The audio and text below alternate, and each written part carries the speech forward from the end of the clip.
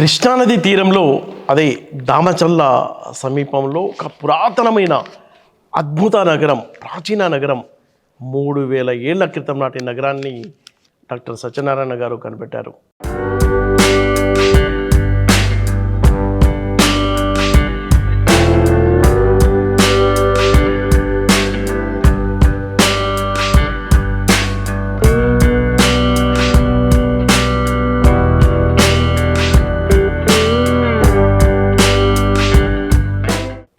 అసలు ఆ నగరం యొక్క ప్రత్యేకత ఏంటి అనే అంశాన్ని మనం అంత చర్చిద్దాం. సార్ నమస్తే. నమస్తే. ఆ ప్రాచీన నగరం, దానికి 3000 ఏళ్ల చరిత్ర ఉంది అని చెప్తున్నారు మీరు. అంటే ఫస్ట్ టైం అది వెలుగులోకి వచ్చిందా? అవును, అక్కడ కృష్ణా నది ఇప్పుడు మనకు మూసీ నదితో కలిసి ఆ తర్వాత ఆంధ్రలో ప్రవహిస్తూ చివరిలో బంగాళాఖాతంలో కలుస్తుంది. సరే, ఈ కృష్ణా నది చాలా ప్రాచీనమైన నది, సంస్కృతికి కూడా ఇది పుట్టినిల్లు కదా అని వెతుకుతున్న క్రమంలో మనకి నల్గొండ జిల్లా దామరచెర్ల మండలం వీర్లపాలెం, వీరప్పగూడెం అనే 2 గ్రామాల మధ్య కృష్ణానది ఎడమ ఒడ్డున అంటే ఉత్తరం వైపు తెలంగాణ బార్డర్లో ఈ మహానగరం ఉన్నదన్నమాట. అయితే దీనికి సంబంధించిన అనుమానం ఎట్లా వచ్చింది అంటే వీర్లపాలెం తర్వాత వీరప్పగూడెం అంటే వీరుల సంగతి ఉన్నది ఏంటిది అని అనుమానించి చూసినప్పుడు అక్కడికి వెళ్ళి చూస్తే నిజంగానే వీరులు అనగానే మనం అనుమానించినాం, వీరులు కట్టింది. మరి ఈ వీరులు ఎవరు అని చూసినప్పుడు మెగాలిథిక్ బరియల్స్ అని అక్కడ చాలా వందల సంఖ్యలో ఉన్నాయి. బృహత్ శిలా సమాధులు అని అంటాం. బృహత్ అంటే చాలా పెద్ద, శిల అంటే మీకు తెలుసు. ఈ పెద్ద పెద్ద శిలలతోటి వాళ్ళ సమాధులు కడతారనమాట. సో ఈ సమాధులు కొన్ని వందలు ఉన్నాయి అని అంటే ప్రజలు వేలల్లో ఉన్నట్టే కదా. అవును. సో ప్రజలు వేలు ఉన్నప్పుడు ఆ 1000 మంది ఎక్కడ ఉంటారు? ఇండ్లలో ఉంటారు. కాబట్టి ఇండ్ల ఆనవాళ్ళను ఉండాలి. ఇది ఒక 500 సంవత్సరాల కిందటనే ఈ నగరం ఏ కారణంగానో అది తెరమరుగైపోయింది. అంటే 15వ శతాబ్దంలోనే కనుమరుగైపోయింది. 15వ శతాబ్దం వరకు మనగడలో ఉన్నది. ఓకే. ఆ తర్వాత ఏమైందో తెలియదు, మట్టి కలిసికపోయింది. అంటే ఏదైనా యుద్ధం జరిగి ఉండి? అవును, యుద్ధం జరిగిన అవకాశం కూడా ఉంది. ఎందుకు అని అంటే వీరుల పాలెం అనే అంటున్నాం. అవును, వీరప్పగూడెం అని అంటున్నాం. సో వీరుల పాలెం అని అంటే వీరులకు సంబంధించిన పోరాటాలు అక్కడ ఏవో జరిగి ఉండాలి.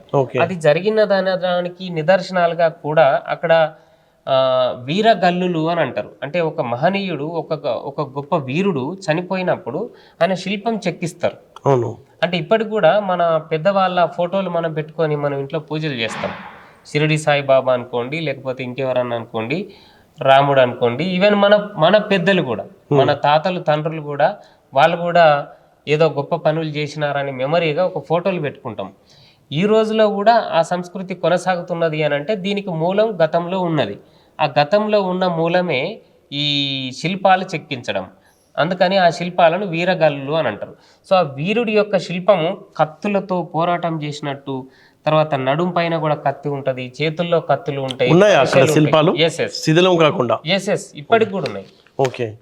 భూమి పైననే ఉన్నాయి. అయితే వాటికి గుడులు కూడా ఉండినాయి. ఆ గుళ్ళను ఈ మధ్య దుండగులు ధ్వంసం చేసి నిధుల కోసం వీటిని పెకిలించేసి గుళ్ళు మొత్తం కూలగొట్టారనమాట.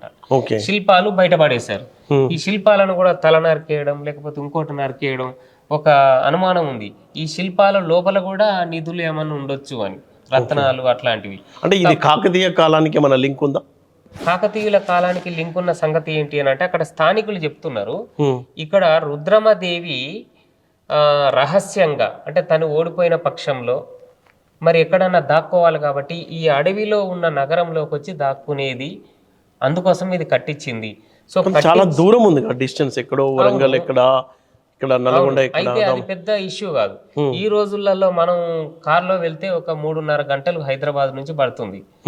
అయితే ఈ వరంగల్ నుంచి ఒక 5-6 గంటల్లో పోవచ్చు. అయితే అప్పుడు హార్సెస్ ఉండేవి, హార్స్ పవర్ అంటాం ఇప్పటికి కూడా మనం. సో హార్సెస్ మీద కూడా 5-6 గంటల్లో రీచ్ కాగలం వరంగల్ నుంచి ఇక్కడికి ఒక హార్స్ మీద. సో అది పెద్ద ఇష్యూ కాదు, దూరం అనేది పెద్ద సమస్యనే కాదు. 6-7 గంటలలో రీచ్ కావచ్చు. అంటే ఒక పూటలో రీచ్ కావడం అనేది పెద్ద దూరం కాదు కదా. కాబట్టి కట్టించింది. అంటే ఎంత ఏరియా మొత్తం ఎంత ఉంది, ఎంత ఏరియాలో పబ్లిక్ నివాసం ఉండి ఉండొచ్చు అక్కడ? అయితే ఇక్కడ ఇరికిగూడెం అని ఒక ఊరుంది, ఇదే మండలం, దామరచెర్ల మండలం. సో ఇరికిగూడెము, ఆ తర్వాత తుంగపాడు అని ఇంకొక వాగు వస్తుంది. ఈ ఇరుకుగూడెం దగ్గర కూడా ఒక చిన్న వాగు వస్తుంది. ఈ రెండు వాగుల మధ్యలో కృష్ణా నది దక్షిణ హద్దుగా పారుతుంది. ఈ రెండు వాగులేమో, ఇరుకుగూడెం దగ్గర నుంచి వచ్చే వాగేమో తూర్పు వైపు బార్డర్గా ఉంటుంది, దక్షిణ అంటే పడమర వైపు బార్డర్ ఏమో ఈ తుంగపాడు వాగు ఉంటుంది. ఈ రెండు వాగులు దక్షిణ హద్దేమో కృష్ణా నది. అంటే మొత్తం మీద ద్వీపకల్పం అయింది. ఈ ద్వీపకల్పం మీద ఈ నగరాన్ని కట్టారనమాట. ఇప్పుడు కాదు, అది 3000 సంవత్సరాల కిందటనో కట్టినారనమాట. ఆ మెగాలిథిక్ యుగపు మనుషులు వాళ్ళే కట్టింది. అయితే వాళ్ళు ఒక 1000 సంవత్సరాలు వాళ్ళు బతికినారు. అట్లా 1000 సంవత్సరాల తర్వాత ఏమైందో ఏమో, మళ్ళీ ఒక 1000 సంవత్సరాల చరిత్ర తెలియలేదు. అంటే దానికి సంబంధించిన ఆధారాలు ఇప్పుడు కనుమరుగైనాయి. ఆ తర్వాత మళ్ళీ రుద్రమదేవి కాలంలో ఇక్కడ ధాన్యాగారాలు పెట్టింది అని చెప్తున్నారు. ఆ చెప్తున్న దానికి నిదర్శనంగా ఇక్కడ కొన్ని వందల ధాన్యాగారాలు ఉన్నాయి. అంటే కోట నిర్మాణం అలా ఉందనుకోవచ్చా? కోట వేరు, కోటనేమో రక్షించడానికి, ఈ ధాన్యాగారాలను శత్రువుల బారి నుంచి రక్షించడానికి సైన్యం అవసరం. ఈ సైన్యం ఉండటానికి సంబంధించి కోట ఉంది. అట్లనే ఈ కోటలో ఇంకా విలువైన వస్తువులని దాపెడతారు. అంటే ఇంకా ముఖ్యమైన పంటలు ఏవైతే ఉంటాయో ధాన్యాలు, అవి అట్లే ధనం, బంగారము, రత్నాలు, మరి ఇంకేముంటాయి, పచ్చలు, నీల రంగులు, ఇట్లాంటివన్నీ కూడా వాటిని దాచిపెట్టడానికి ఇంకా సెంట్రల్గా కోర్ట్ ఉంది. అంటే ఒక ఫోర్ట్. ఈ ఫోర్టులో అది ఎకరంన్నర ఉంది. ఒక 70 మీటర్ల పొడవు, 70 మీటర్ల వెడల్పు ఉండి ఒక పెద్ద ఫోర్ట్ ఉంది అనమాట. ఫార్టిఫికేషన్, కోట గోడలు. ఈ కోట గోడలకు అవతల ఇట్లాంటి టెంపుల్స్ ఉన్నాయి, అట్లే ధాన్యాగారాలు ఉన్నాయి. ఆ తర్వాత కోట లోపల ధనము, ధాన్యాలన్నీ దాపెట్టినారు కదా. మరి రక్షణకు దూరం నుంచి శత్రువులు వస్తున్నప్పుడే చూడడానికి ఇంకొక బురుజు కూడా కట్టారు. దీనికి ఈ కోట గోడలకు ఆగ్నేయ దిక్కులో ఉంటుంది అనమాట. దానిపై నుంచి అటు ఆంధ్రప్రదేశ్ నుంచి కూడా రావచ్చు. ఆంధ్రాని సుమారుగా వాళ్ళు రెడ్లు అని పరిపాలించారు, కొండవీటి రెడ్లు అంటారు. ఇక్కడనేమో వెలమ నాయకులు, రేచర్ల పద్మనాయకులు అనే వాళ్ళు పరిపాలించారు. సో వాళ్ళకు వీళ్ళకి శత్రుత్వం ఉండేది. కాబట్టి ఈ యుద్ధాలు ఈ కృష్ణా మూసీ నదీ సంగమ ప్రాంతం వరకు కొట్లాటలు జరిగినాయి అనమాట. 14th సెంచరీలో విపరీతమైన గొడవలు. అట్లే ఇంకా దక్షిణాది నుంచి విజయనగర సామ్రాజ్యం అని, తర్వాత ఉత్తరాది నుంచి కపిలేశ్వర గజపతి అని, గజపతులు అనేవాళ్ళు ఓడ్ర దేశంలో ఉండేవాళ్ళు, ఒరిస్సా అంటున్నాం ఇప్పుడు మనం. ఆ దేశం నుంచి కూడా గొడవలు ఉండేటివి. మనకు పశ్చిమాన్ని నుంచి బహమనీ సుల్తానులని, వీళ్ళ నుంచి థ్రెట్ ఉండేది. ఈ శత్రువులందరి నుంచి రక్షించుకోవడానికి శత్రువుల ముందు గుర్తించాలి దూరం నుంచి వస్తున్నప్పుడే. దానికి సంబంధించిన బురుజు ఉంది. సో ఇవి పాతర్లు అని అంటారు అనమాట. పాతర్లు అని అంటే భూమి లెవెల్లో లోపల ఒక 6 గజాల పొడవు వెడల్పు ఒక రౌండ్ స్ట్రక్చర్ ఉంటుంది. దాని లోపల ధాన్యం పోసి పైనుంచి మళ్ళీ భూమిలాగా ఉంటుంది అనమాట. సో శత్రువులకు తెలియదు, అవును, అక్కడ ఉండే వాళ్ళకే తెలుస్తుంది అనమాట అందులో ధాన్యం ఉన్నది అని. సో ఇట్లాంటి ధాన్యం పాత్రలు అక్కడ చాలా ఉన్నాయి అనమాట. సో అట్లా ఎలాంటి టెంపుల్స్ ఉన్నాయండి అక్కడ మీరు గమనించుంటారు కదా? అవును, టెంపుల్స్ అని అంటే మనకు కందూరు చోళులు అనే వాళ్ళు ఇక్కడ నుంచి, ఈ ప్రాంతం నుంచి పరిపాలించినారు. సో కందూరు చోళులకు సంబంధించిన వీరగాళ్ళు ఉన్నాయి అక్కడ. వాళ్ళు 1000 సంవత్సరాల కింద పరిపాలించినారు. వాళ్ళను ఓడించి మనకు హనుమకొండలో 1000 స్తంభాల గుడి అని ఉన్నది. ఆ రాజు పేరు రుద్రదేవుడు. ఈ రుద్రదేవుడు కందూరు చోళులను ఓడించి ఇక్కడ ఈ ప్రాంతంలో వాళ్ళు దాక్కుంటే, కందూరు చోళుడు ఇదే ప్రాంతంలో దాక్కుంటే వాళ్ళను వెతికి పట్టుకొని ఆ అడవులను కాల్చి వాళ్ళను దొరకబట్టుకున్నాడు అన్నట్టు. దొరకబట్టి ఆ కందూరు చోళుల రాకుమార్తెను పద్మావతి దేవిని ఆయన పెళ్లి చేసుకున్నాడు. పెళ్లి చేసుకున్నట్టు మనకు వరంగల్లో శాసనాలు ఉన్నాయి. సో ఇక్కడ ఈ ఎవిడెన్స్ కి మ్యాచ్ అవుతున్నాయి, దీనికి మ్యాచ్ అవుతున్నాయి అనమాట. ఇది ఒక 850 సంవత్సరాల కిందట జరిగింది, 860-70 ఏళ్ల కిందట. సో ఇది అంటే కాకతీయుల ప్రస్థానం ఇట్లా జరిగింది. ఈ రుద్రదేవుని కొడుకు, దత్తు కొడుకు గణపతి దేవ చక్రవర్తి, ఆయన బిడ్డ రుద్రమదేవి. సో ఈ పరంపర అట్లా కొనసాగింది అన్నట్టు. రుద్రమదేవి ఇక్కడ పాత్రలు అంటే ధాన్యం పాత్రలు కట్టిందని, కోటలు కట్టింది అని అక్కడ స్థానికులు కథనాన్ని చెప్తున్నారు. మనకు శిలాశాసనాలు దొరకలేదు, బట్ ఆ స్థానికుల కథనానికి ఆధారాలు కనిపిస్తున్నాయి మనకి. అంటే ఈ పాతర్లు, కోటలు ఇవన్నీ కనిపిస్తున్నాయి. ఆ తర్వాత రుద్రమదేవి తర్వాత ప్రతాపరుద్రుడు రాజయ్యాడు. ఆ తర్వాత రేచర్ల పద్మనాయకులు రాజులయ్యారు. ఈ రాజుల కాలంలో వీళ్ళు ఏం చేశారంటే రేచర్ల పద్మనాయకులు శైవ మతాన్ని, అంతకుముందు ఉన్న శైవ మతాన్ని వదిలిపెట్టి వీళ్ళు వైష్ణవ మతాన్ని ప్రాపగేట్ చేశారనమాట. సో వైష్ణవ మతంలో ఏంటిది అని అంటే నరసింహస్వామి, లక్ష్మీ నరసింహస్వామిని ఎక్కువగా పూజించారు. అట్నే విష్ణుమూర్తిని ఎక్కువ పూజించారు. సో ఇక్కడ వీళ్ళు కట్టించిన రేచర్ల పద్మనాయకులు 14-15 శతాబ్దాల్లో కట్టించిన లక్ష్మీ నరసింహస్వామి ఆలయం ఉంది. ఓకే. ఆ తర్వాత విష్ణుమూర్తి విగ్రహాలు కూడా ఉన్నాయి. ఓకే. తర్వాత వీళ్ళు ఈ లక్ష్మీ నరసింహస్వామిని లోకలైజ్ చేశారనమాట. అంటే మన తెలంగాణ ప్రాంతానికి అనుగుణంగా మార్చారు. ఈ లక్ష్మీ నరసింహస్వామికి పేరులోనే ఉంది లక్ష్మి భార్య. కానీ ఇక్కడ తెలంగాణలో ఆదిలక్ష్మి, చెంచులక్ష్మి అని ఇద్దరు భార్యలు ఉంటారు. సో ఎందుకు అనంటే ఈ నల్లమల ప్రాంతము, కృష్ణానది ఒడ్డు ప్రాంతంలో నల్లమల అడవులు ఉంటాయి. ఇందులో చెంచులు అనే గిరిజనులు ఉంటారు. కాబట్టి ఈ చెంచు ఆడపడుచును లక్ష్మీ నరసింహస్వామి చేసుకున్నాడు అని ఈమె రెండో భార్య ఓన్ చేసుకున్నారు. భారతదేశంలో ఎక్కడ ఇట్లాంటి సంస్కృతి ఉండదు. తెలంగాణలో తెలుగు ప్రాంతంలో మాత్రమే లక్ష్మీ నరసింహస్వామికి రెండో భార్య ఉంటది. ఆమె పేరు చెంచు లక్ష్మి. దానికి సంబంధించిన ఆధారాలు మనకు ఈ సైట్ లో స్పష్టంగా ఉన్నాయి. ఇక్కడ ఆదిలక్ష్మి విగ్రహం ఉంది, చెంచు లక్ష్మి విగ్రహం ఉంది, అట్లే లక్ష్మీ నరసింహస్వామి విగ్రహం కూడా ఉంది. ఓకే. సో ఇవి 14th సెంచరీలో కట్టించినాయి అన్నట్టు. తర్వాత వీళ్ళు వైష్ణవ మతాన్ని తీసుకున్నారు కాబట్టి ఇక్కడ విష్ణుపురం అనే ఒక గ్రామాన్ని కూడా కట్టించారు వాళ్ళు. ఓకే. సో ఇప్పుడు విష్ణుపురం గ్రామం నుంచి ఆంధ్రాకు ట్రైన్ వెళ్తుంది మనకి. ఆ విష్ణుపురం అనేది ఒక జంక్షన్. ఇది కూడా 14th సెంచరీలో జరిగింది అనమాట. సో ఈ విధంగా పరిసర ప్రాంతాల్లో మనకి 14th, 15th సెంచరీ వరకు కూడా ఆధారాలు దొరుకుతున్నాయి. ఇనుప ఏజ్ కు సంబంధించిన ఆధారాలు కూడా ఉన్నాయని చెప్పినట్టు. అంటే ఈ బృహత్శిలా యుగం అని ఏదైతే అనుకుంటామో, బృహత్శిల అంటే పెద్ద శిలలు కదా. ఈ పెద్ద శిలలను పగళ్ళ కొట్టడానికి ఒక బలమైన మెటల్ కావాలి, అదే ఇనుము. కాబట్టి ఇనుమును కూడా ఇక్కడ తయారు చేసుకున్నారు అనడానికి నిదర్శనంగా ఇక్కడ ఇనుప చిట్టెలు దొరుకుతున్నాయి. చిట్టెం అంటారు దాన్ని, స్లాగ్ అంటారు ఇంగ్లీష్ లో. అంటే ఇనుప రాళ్ళు ఉంటాయి, ఆ రాళ్ళను పగలగొట్టి పిండి చేసి ఆ పిండిని 300 డిగ్రీ సెల్సియస్ దగ్గర ఉడకబెడతారు. ఉడకబెడితే వేస్టేజ్ ఒకవైపు పారిపోతుంది, అసలు ఐరన్ కంటెంట్ ఏదైతే ఉంటుందో అది ఒకవైపు పారుతుంది అనమాట. సో అయితే ఆయుధాలు తయారు చేసుకుంటారు ఒరిజినల్ దాంతో. అయితే వేస్టేజ్ ఉంటది కదా, ఆ వేస్టేజ్ అంతా ఇప్పుడు మనకు కనిపిస్తుంది అన్నట్టు. సో ఈ ప్రాంతంలో ఓకే. సో అంటే ఎలాంటి ఆయుధాలు తయారు చేసి ఉండొచ్చు, అలాంటి ఆధారాలు ఏమన్నా కనిపించాయి అక్కడ? దొరకవు, ఎందుకంటే ఇప్పుడు ఈ సిటీ నాశనం అయ్యే 500 సంవత్సరాలు అయింది కాబట్టి అప్పుడు చేసుకున్న ఆయుధాలు ఎట్లుండేవి అని ఊహించవచ్చు, కానీ ఇప్పటికి మిగిలి లేవు అక్కడ. అది ఇప్పుడు ఎందుకు మిగిలి లేవు అని అంటే, ఇప్పుడు ఇక్కడ ఈ రాళ్లను బంజర్ రాళ్ళు అంటారు లోకల్ గా, టెక్నికల్ గానేమో దీన్ని పల్నాడు రాయి అని అంటారు. లైమ్ స్టోన్ అనుకోవచ్చుగా? అనుకోరాదు. పల్నాడు స్టోన్ అంటే దాంట్లో సిమెంట్ కంటెంట్ ఎక్కువ ఉంటుంది. సో సరే లైమ్ కూడా అనుకోవచ్చు, అంత టెక్నికల్ గా నాకు కూడా తెలియదు. బట్ సిమెంట్ కంపెనీ ఇక్కడ ఏర్పడింది ఒక 50 ఏళ్ల కింద, 1977 లో. సిమెంట్ కంపెనీ వాళ్ళు ఈ స్టోన్ అంతా తీసుకుపోతున్నారు, ఇంక్లూడింగ్ దీస్ స్టోన్స్. ఏది మన బృహత్శిలా సమాధులకు సంబంధించిన స్టోన్స్ కూడా తీసుకుపోతున్నారు. అయితే ఈ బృహత్శిలా సమాధులు కూడా ఒక రకంగా కొంచెం క్లాన్ హెడ్, అంటే కుల పెద్ద, గ్రామ పెద్ద, ఇంకొంచెం ప్రతిభావంతులకు మాత్రమే ఈ సమాధులు కడతారు. అయితే వాళ్ళు చనిపోయినప్పుడు వాళ్ళ బిలాంగింగ్స్ కూడా వాళ్ళతో పాటే పాత్రలు పెడతారు అన్నమాట, సమాధిలో పెడతారు. సో బిలాంగింగ్స్ అంటే ఆయనకి ఇష్టమైన కత్తి అనుకోండి, ఇష్టమైన అన్న పాత్ర అనుకోండి, ఇష్టమైన గుర్రాన్ని ఎక్కినప్పుడు వాడిన ఇట్లాంటివన్నీ దొరుకుతాయి అన్నమాట. అట్లనే ఆయనతో పాటు ఆయన గౌరవార్థం బంగారం కూడా ఆయన నోట్లో పెట్టి ఇతరత్ర ఎక్కడ పెట్టి పూర్తి చేస్తారు అన్నట్టు.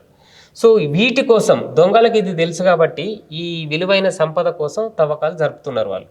ఇప్పటి కూడా లైవ్ కూడా జరుగుతున్నాయి. కాబట్టి అందుకే నేను పురావస్తు శాఖను కోరినాను అన్నమాట. అంటే పురావస్తు శాఖ వాళ్ళు ఈ సంపద మొత్తం ధ్వంసం కాకముందు కొంత చరిత్రనన్నా మన భావితరాలకు. ఎంత ఏరియా ఉంటుందండి? 1 కిలోమీటర్ ఉంటుందా? కిలోమీటర్ ఉంటుంది. ఆ స్థలాన్ని కాపాడుకోవాలి అనుకుంటా కిలోమీటర్ ఉంటుంది. అయితే అక్కడ ఇప్పుడు చాలా వరకు పోయినట్టే. అంటే ఈ సైట్ యొక్క ప్రత్యేకత ఏమని మనం చెప్పుకోవచ్చు? సైట్ యొక్క ప్రత్యేకత 3000 సంవత్సరాల కిందటి నగరపు ఆనవాళ్ళు ఉన్నాయి.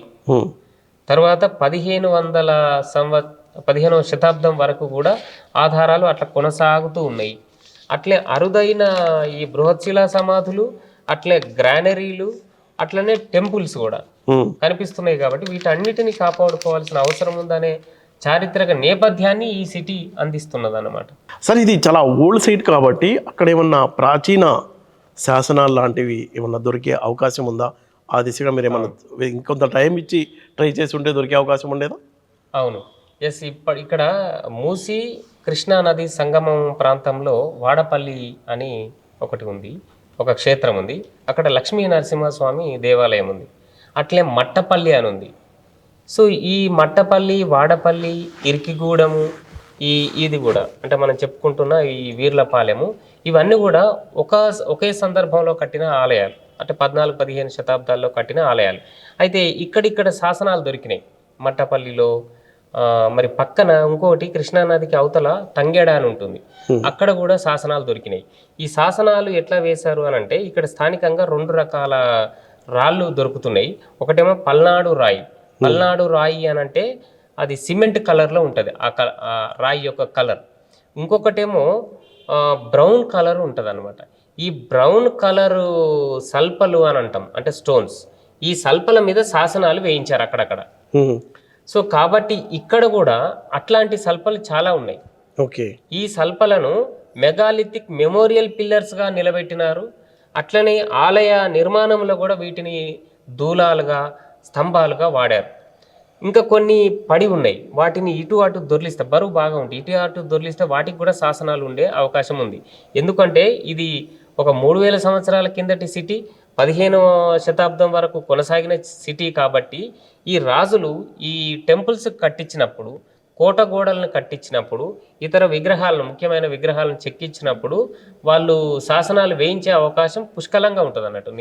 అందులో అభ్యంతరం లేదు. కాబట్టి శాసనాల కోసం కూడా వెతకవలసి ఉంటుంది. పైగా ఇక్కడ ఉన్న వ్యక్తి కూడా ఒకతను నాకు కన్ఫర్మ్ చేశాడు. పక్కన ఇరుకుగూడెం నుంచి ఒక ఆయన జర్నలిస్ట్ ఉన్నాడు, ఆయన పేరు కోల కృష్ణ.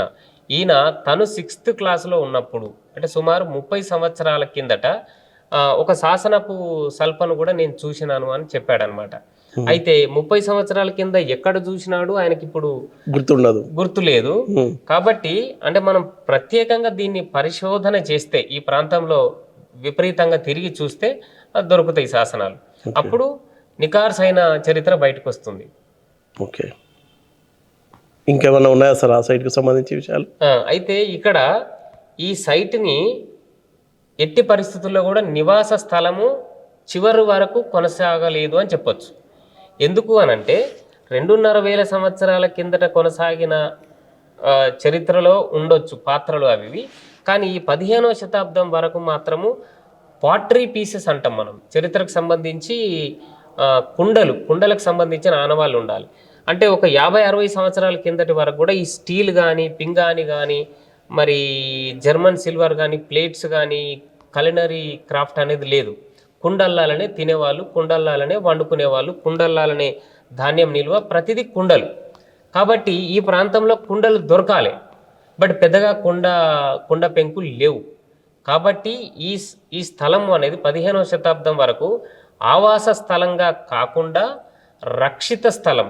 అంటే ఇక్కడ గ్రానరీ, ధాన్యాలు నిల్వ ఉంచినారు, ఆ తర్వాత ధనం, నిధులు నిల్వ ఉంచినారు, వాటికి కాపలా ఉన్నారు. కాబట్టి సైనిక స్థావరమే, రక్షణ స్థావరమే కానీ నివాస స్థానం కాదు అని తెలుస్తున్నది అనమాట. ఓకే. పుష్కరాల కోసం ఇప్పటికి కూడా జనం ఆ పర్టికులర్ సీజన్లో వెళ్తుంటారు కదా, అప్పుడు కూడా అలాగే ఉండేది అనుకోవచ్చా? అయితే పుష్కరాలు దీని పక్కన ఇప్పుడు పల్నాడు జిల్లా అని ఉంది ఆంధ్రప్రదేశ్ వైపు. అక్కడ దైద అనే ఒక గ్రామం ఉంది. ఈ దైద గ్రామంలో పుష్కరాలు జరుగుతున్నాయి. అక్కడ ఈ స్పాట్ లో జరగట్లేదు. అంటే ఇది కూడా సంగమమే కదా? సంగమము అంటే పెద్ద పెద్ద నదులు లేవు. ఓకే. వాగులు నేను చెప్పినాను కదా, వాడపల్లి సమీపంలో వాడపల్లి ఉంది. అక్కడ మూసీ నది వెళ్ళి కృష్ణా నదిలో కలుస్తున్నది, అది సంగమ స్థానం. అక్కడ ఘాట్స్ ఉన్నాయి. అక్కడ బతుకమ్మ ఘాట్ కూడా ఉంది. బ్రతకేశ్వర శాసనం దొరికింది, అక్కడ చరిత్ర ఉంది. కానీ ఇక్కడ సంగమ స్థానాలు లేవు. చిన్న ఒర్రెలు అంటాం, చిన్న చిన్న గల్లీస్ అంటాం ఇంగ్లీష్లో. చిన్న చిన్న ఒర్రెలు, చిన్న వాగు ఉన్న తప్ప పెద్ద సంగమ స్థానం కాదు. ఓకే. అక్కడ సంగమం అన్నప్పుడు ఒక విశాలమైన స్థలం ఏర్పడుతుంది, అంటే మనుషులు మెదలడానికి. ఇక్కడ అట్లాంటి అవకాశం లేదు, కంప్లీట్గా ఐసోలేటెడ్గా ఉంది ఇది. కాబట్టే దాన్ని సీక్రెట్గా, ఇప్పుడు దుర్గం చెరువు అని ఉంది హైదరాబాద్లో, దాన్ని సీక్రెట్ లేక్ అని కూడా అని అంటారు. అంటే గోల్కొండ కుతుబ్ షాహీలకి ఈ దుర్గం చెరువు అంటే ఈ సీక్రెట్ లేక్ నుంచి నీళ్లు వెళ్ళేవి, తాగడానికి మంచి నీళ్లు రాజులకు వెళ్ళేవి. కాబట్టి చాలా రహస్యమైన స్థావరంలో కట్టారనమాట ఆ చెరువును. అట్లనే ఇది కూడా కాకతీయులకు, ఆ తర్వాత పద్మనాయకులకు ఒక రహస్య స్థావరం అన్నమాట. ఓకే. కాబట్టి చాలా ఐసోలేటెడ్ ప్లేస్ అన్నట్టు, మనుషులకు అనుమానం రాదు ఇక్కడ ఒక సిటీ ఉన్నది అని. ఓకే. అట్లాంటి స్థలంలో కట్టారు.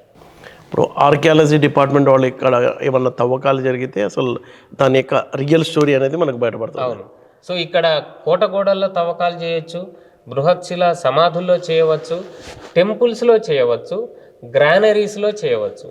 ఇట్లా ఒక 5-6 ముఖ్యమైన స్థలాల్లో తవ్వకాలు చేపడితే అరుదైన చారిత్రక విషయాలు బయటకు వస్తాయి. అసలు అక్కడ ఎలాంటి నాగరికత ఉంది, అవును. ఎందుకు ఆ నాగరికత ధ్వంసమైంది, దాని వెనుక చరిత్ర ఏంటి అనేది తెలుసుకోవాలంటే ఆర్కియాలజీ డిపార్ట్మెంట్ వాళ్ళు ప్రత్యేకించి దానికి ఒక బడ్జెట్ కేటాయించి కనుక అక్కడ తవ్వకాలు జరిగితే అరుదైన, అంటే మన తెలుగు ప్రాంతానికి సంబంధించిన హెరిటేజ్ని మనం కాపాడుకోవడమే కాదు, గత చరిత్రను కూడా భవిష్యత్ తరాలకు అందించడానికి కూడా అద్భుతమైన అవకాశం ఉంటుంది. ఇది చాలా చాలా గొప్ప సైట్ ఇది. అంటే మనం ఈ హెరిటేజ్ హోదా తెచ్చుకోవడానికి కూడా మనం ట్రై చేసుకోవడానికి ఒక మంచి అవకాశం. కేంద్ర ప్రభుత్వం కూడా ఈ హెరిటేజ్ సైట్లకి ప్రత్యేకించి ఈ ఏడాది అయితే మన బడ్జెట్లో కూడా చూసాం మనం, టూరిజం గైడ్లకు కూడా ప్రత్యేక శిక్షణ ఇస్తున్నారు.